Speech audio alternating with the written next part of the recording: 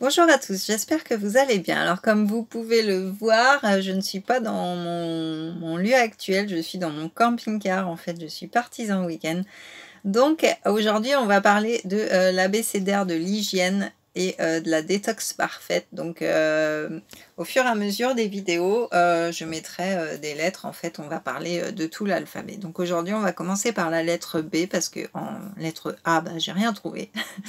Donc B comme bain, lavez-vous avant. Et oui, ça peut être rigolo, mais en fait, le bain, c'est fait pour se relaxer, mais pas pour se laver. En fait, si vous voulez prendre un bain, c'est pour vous détendre, il faut prendre une douche avant.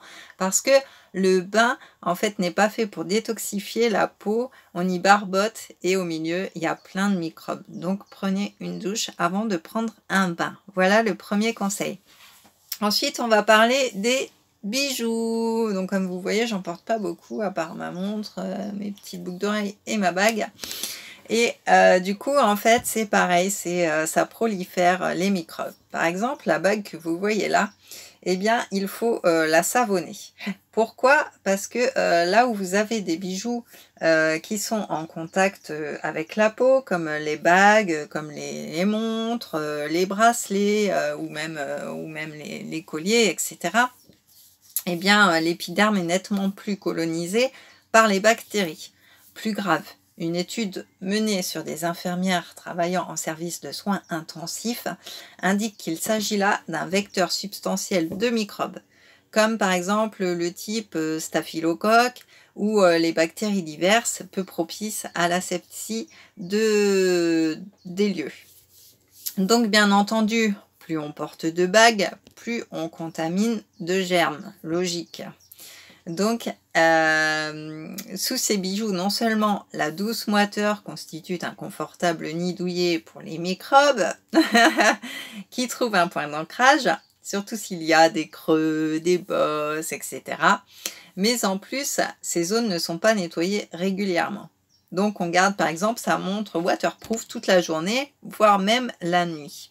Donc il est important en fait de l'enlever, de la savonner, de vous savonner l'avant-bras, pareil pour les bagues. Donc on ne retire jamais son alliance, ni sa chevalière, on traîne partout sa gourmette, donc c'est très très mauvais.